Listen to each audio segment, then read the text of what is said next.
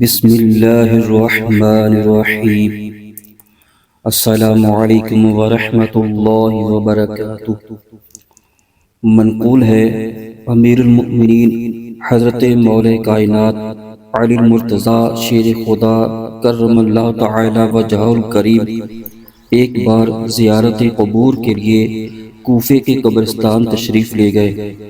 وہاں ایک تازہ قبر پر نظر پڑی تو دل میں اس کے حالات معلوم کرنے کی خواہش ہوئی، چنانچہ بارگاہ خداوندی میں عرض گزار ہوئے، یا اللہ، اس میت کے حالات مجھ پر منکشف فرما، یعنی ظاہر فرما۔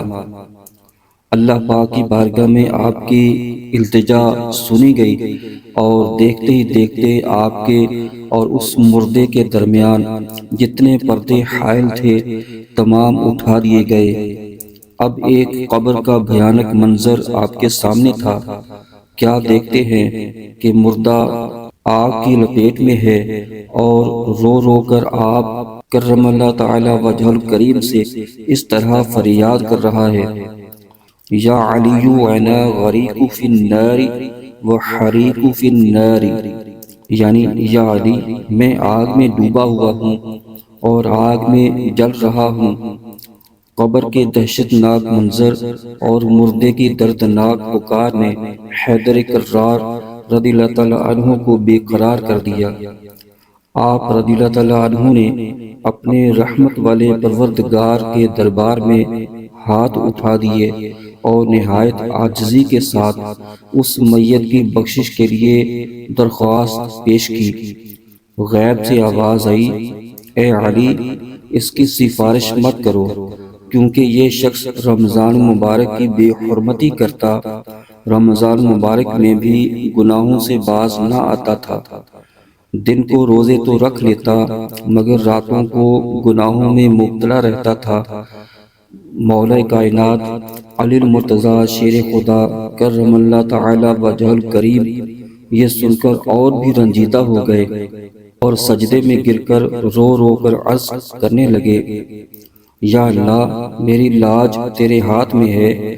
اس بندے نے بڑی امید کے ساتھ مجھے پکارا ہے، میرے مالک، تو مجھے اس کے آگے رسوا نہ فرما، اس کی بے بسی پر رحم فرما دے اور اس بیچارے کو بخش دے۔ حضرت علی رضی اللہ تعالیٰ عنہ رو رو کر مناجات کر رہے تھے۔ اللہ پاک کی رحمت کا دریا جوش میں آ گیا اور ندا آئی، اے علی، ہم نے تمہاری شکستہ دلی کے سبب اسے بخش دیا۔ چنانچہ اس مردے پر سے عذاب اٹھا لیا گیا۔ کیوں نہ مشکل کشا کہوں تم کو، تم نے بگڑی میری بنائی ہے۔ ناظرین، امیر المؤمنین حضرت مولا کائنات علی المرتضیٰ شیر خدا کرم اللہ تعالی وجہ الکریم کی عظمت و شان کے کیا کہنے۔ اللہ پاک کی عطا سے آپ رضی اللہ تعالیٰ عنہ قبر والوں سے گفتگو فرما لیا کرتے تھے۔ ایک اور حکایت پیش خدمت ہے۔ چنانچہ مشہور تابعی بزرگ حضرت سیدنا سعید بن مسیب رضی اللہ تعالیٰ عنہ فرماتے ہیں، ایک بار ہم امیر المؤمنین حضرت مولا کائنات علی المرتضیٰ شیر خدا کرم اللہ تعالی وجہ الکریم کے ہمراہ مدینہ منورہ کے قبرستان گئے۔ حضرت مولا علی رضی اللہ تعالیٰ عنہ نے قبر والوں کو سلام کیا اور فرمایا، اے قبر والو، تم اپنی خبر بتاؤ گے یا ہم تمہیں بتائیں؟ سیدنا سعید بن مسیب رضی اللہ تعالیٰ عنہ فرماتے ہیں کہ ہم نے قبر سے وعلیک السلام ورحمۃ اللہ وبرکاتہ کی آواز سنی اور کوئی کہنے والا کہہ رہا تھا، یا امیر المومنین، آپ ہی خبر دیجئے کہ ہمارے مرنے کے بعد کیا ہوا۔ حضرت مولا علی رضی اللہ تعالیٰ عنہ نے فرمایا، سن لو، تمہارے مال تقسیم ہو گئے، تمہاری بیویوں نے دوسرے نکاح کر لیے، تمہاری اولاد یتیموں میں شامل ہو گئی، جس مکان کو تم نے بہت مضبوط بنایا تھا اس میں تمہارے دشمن آباد ہو گئے، اب تم اپنا حال سناؤ۔ یہ سن کر ایک قبر سے آواز آنے لگی، یا امیر المومنین، ہمارے کفن پھٹ کر تار تار ہو گئے، ہمارے بال جھڑ کر منتشر ہو گئے، ہماری کھالیں ٹکڑے ٹکڑے ہو گئیں، ہماری آنکھیں بہہ کر رخساروں پر آ گئیں، اور ہمارے نتنوں سے پیپ بہہ رہی ہے، اور ہم نے جو کچھ آگے بھیجا یعنی جیسے عمل کیے اسی کو پایا، جو کچھ پیچھے چھوڑا اس میں نقصان ہوا۔ ناظرین، ان دونوں حکایات میں ہمارے لیے عبرت کا سامان ہے۔ زندہ انسان خوب خدکتا ہے، مگر جب موت کا شکار ہو کر قبر میں اتار دیا جاتا ہے، اس وقت آنکھیں بند ہونے کی بجائے حقیقت میں کھل چکی ہوتی ہیں۔ اچھے اعمال اور راہ خدائے ذوالجلال میں دیا ہوا مال تو کام آتا ہے، مگر جو کچھ دھن دولت پیچھے چھوڑ آتا ہے اس میں بھلائی کا امکان نہ ہونے کے برابر ہوتا ہے۔ ورثاء سے یہ امید کم ہی ہوتی ہے کہ وہ اپنے مرحوم عزیز کی آخرت کی بہتری کے لیے مال کثیر خرچ کریں، بلکہ مرنے والا اگر حرام و ناجائز مال مثلا گناہوں کے اسباب جیسا کہ آلات موسیقی، ویڈیو گیمز کی دکان، میوزک سینٹر، سینما گھر، شراب خانہ، جوئے کا اڈا، ملاوٹ والے مال کا دھوکے بھرا کاروبار وغیرہ پیچھے چھوڑے، تو اس مرنے والے کے لیے مرنے کے بعد سخت ترین اور ناقابل تصور نقصان ہے۔ قبر کا بھیانک منظر نامی حکایت میں رمضان مبارک کی بے حرمتی کرنے والے کا خوفناک انجام پیش کیا گیا ہے۔ اس سے عبرت کا سامان حاصل کیجیے۔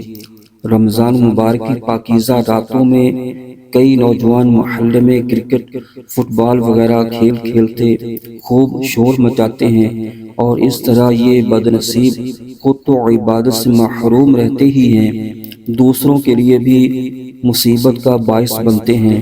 نہ تو خود عبادت کرتے ہیں، نہ دوسروں کو کرنے دیتے ہیں۔ اس قسم کے کھیل اللہ پاک کی یاد سے غافل کرنے والے ہیں۔ نیک لوگ تو ان کھیلوں سے سدا دور ہی رہتے ہیں۔ بعض نادان ایسے بھی ہوتے ہیں جو روزہ تو رکھ لیتے ہیں، مگر ان بیچاروں کا وقت پاس ہی نہیں ہوتا، لہٰذا وہ بھی احترام رمضان شریف کو ایک طرف رکھ کر ناجائز کاموں کا سہارا لے کر وقت پاس کرتے ہیں، اور یوں رمضان شریف میں شطرنج، تاش، لوڈو، گانے باجے اور سوشل میڈیا کے ذریعے تباہ کار پروگراموں وغیرہ میں مشغول ہو جاتے ہیں۔ یاد رکھیے، شطرنج اور تاش وغیرہ پر کسی قسم کی بازی یا شرط نہ بھی لگائی جائے تب بھی یہ کھیل ناجائز ہیں، بلکہ تاش میں چونکہ جانداروں کی تصویروں کی تعظیم بھی ہوتی ہے، اس لیے میرے آقا اعلیٰ حضرت رحمۃ اللہ تعالی علیہ نے تاش کھیلنے کو مطلقاً حرام لکھا ہے۔ چنانچہ فرماتے ہیں، پتوں کے ذریعے کھیلے جانے والے ایک کھیل کا نام تاش حرام مطلق ہیں کہ ان میں علاوہ لہو و لعب کی تصویروں کی تعظیم ہے۔ اے جنت کے طلبگار روزہ دار مسلمان، رمضان مبارک کے مقدس لمحات کو فضولیات و خرافات میں برباد ہونے سے بچائیے۔ زندگی بے حد مختصر ہے، اس کو غنیمت جانیے۔ تاش کی گڈیوں اور فلمی گانوں کے ذریعے وقت پاس بلکہ برباد کرنے کے بجائے تلاوت قرآن اور ذکر و درود میں وقت گزارنے کی کوشش فرمائیے۔ بھوک پیاس کی شدت جس قدر زیادہ محسوس ہوگی، صبر کرنے پر انشاءاللہ ثواب بھی اسی قدر زائد ملے گا، جیسا کہ منقول ہے، افضل عبادت وہ ہے جس میں مشقت زیادہ ہے۔ امام شرف الدین نووی رحمۃ اللہ تعالی علیہ فرماتے ہیں، عبادات میں مشقت اور خرچ زیادہ ہونے سے ثواب اور فضیلت زیادہ ہو جاتی ہے۔ حضرت سیدنا ابراہیم بن ادھم رحمۃ اللہ تعالی علیہ کا فرمان ہے، دنیا میں جو نیک عمل جتنا دشوار ہوگا، قیامت کے روز نیکیوں کے پلڑے میں اتنا ہی وزندار ہوگا۔ حجت الاسلام حضرت سیدنا امام محمد بن محمد غزالی رحمۃ اللہ تعالی علیہ کیمیہ سعادت میں فرماتے ہیں، روزہ دار کے لیے سنت یہ ہے کہ دن کے وقت زیادہ دیر نہ سوئے بلکہ جاگتا رہے تاکہ بھوک اور ضعف یعنی کمزوری کا اثر محسوس ہو۔ اگرچہ افضل کم سونا ہی ہے، پھر بھی اگر کسی کی حق تلفی نہ ہوتی ہو اور کوئی مانع شرعی نہ ہو تو ضروری عبادات کے علاوہ کوئی شخص سارا وقت سویا رہے تو گناہگار نہ ہوگا۔ ناظرین، صاف ظاہر ہے کہ جو دن بھر روزہ میں سو کر وقت گزار دے اس کو روزہ کا پتہ ہی کیا چلے گا۔ ذرا سوچو تو صحیح، حجت الاسلام حضرت سیدنا امام محمد غزالی رحمۃ اللہ تعالی علیہ تو زیادہ سونے سے بھی منع فرماتے ہیں کہ اس طرح بھی وقت فالتو پاس ہو جائے گا۔ تو جو لوگ کھیل تماشوں اور حرام کاموں میں وقت برباد کرتے ہیں وہ کس قدر محروم و بدنصیب ہیں۔ اس مبارک مہینے کی قدر کیجیے، اس کا احترام بجا لائیے، اس میں خوش دلی کے ساتھ روزے رکھیے اور اللہ پاک کی رضا حاصل کیجیے۔ اے ہمارے پیارے پیارے اللہ، فیضان رمضان سے ہر مسلمان کو مالا مال فرما، اس ماہ مبارک کی ہمیں قدر و منزلت نصیب کر اور اس کی بے ادبی سے بچا۔ آمین بجاہ نبی امین وصلی اللہ تعالی علیہ وسلم۔